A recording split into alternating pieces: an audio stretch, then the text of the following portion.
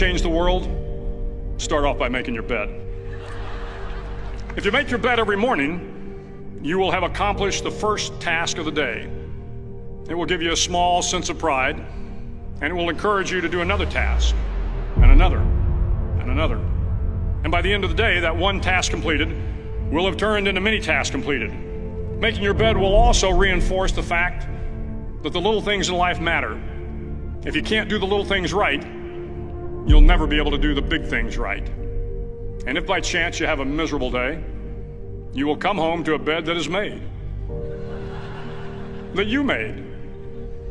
And a made bed gives you encouragement that tomorrow will be better. To pass SEAL training, there are a series of long swims that must be completed. One is the night swim. Before the swim, the instructors joyfully brief the students on all the species of sharks that inhabit the waters off San Clemente. They assure you, however, that no student has ever been eaten by a shark, at least not that they can remember. But you are also taught that if a shark begins to circle your position, stand your ground. Do not swim away. Do not act afraid. And if the shark, hungry for a midnight snack, darts towards you, then summons up all your strength and punch him in the snout, and he will turn and swim away. There are a lot of sharks in the world. If you hope to complete the swim, you will have to deal with them. So if you want to change the world, don't back down from the sharks. Over a few weeks of difficult training, my SEAL class, which started with 150 men, was down to just 42. There were now 6 boat crews of 7 men each. I was in the boat with the tall guys, but the best boat crew we had was made up of the little guys, the Munchkin crew, we called them. No one was over 5'5". The Munchkin boat crew had 1 American Indian, 1 African American, 1 Polish American, 1 Greek American, 1 Italian American, and 2 tough kids from the Midwest. They out-paddled, outran, and outswam all the other boat crews. The big men in the other boat crews would always make good-natured fun of the tiny little flippers the Munchkins put on their tiny little feet prior to every swim. But somehow these little guys from every corner of the nation and the world always had the last laugh, swimming faster than everyone and reaching the shore long before the rest of us. SEAL training was a great equalizer. Nothing mattered but your will to succeed, not your color, not your ethnic background, not your education, not your social status.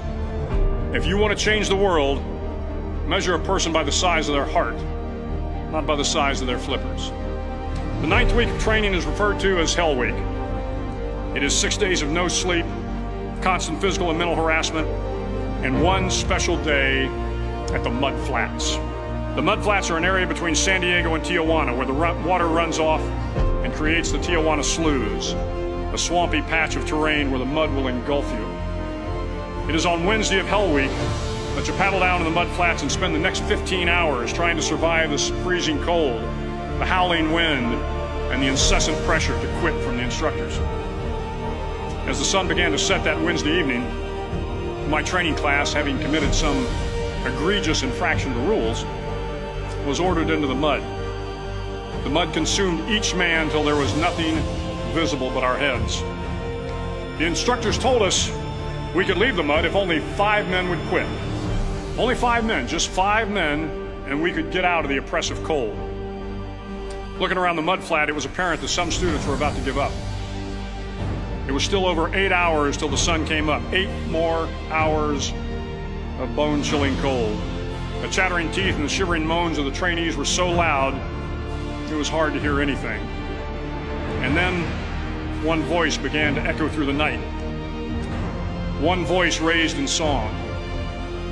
The song was terribly out of tune, but sung with great enthusiasm.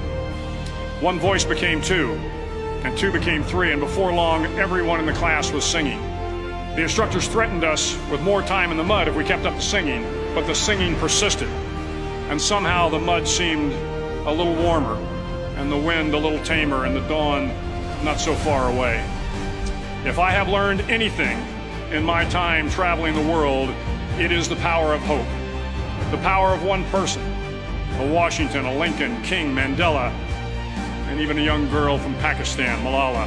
One person can change the world by giving people hope. So if you want to change the world, start each day with a task completed. Find someone to help you through life. Respect everyone. Know that life is not fair and that you will fail often. But if you take some risks, step up when the times are the toughest, face down the bullies, lift up the downtrodden, and never ever give up. If you do these things, the next generation and the generations that follow will live in a world far better than the one we have today. And what started here will indeed have changed the world for the better.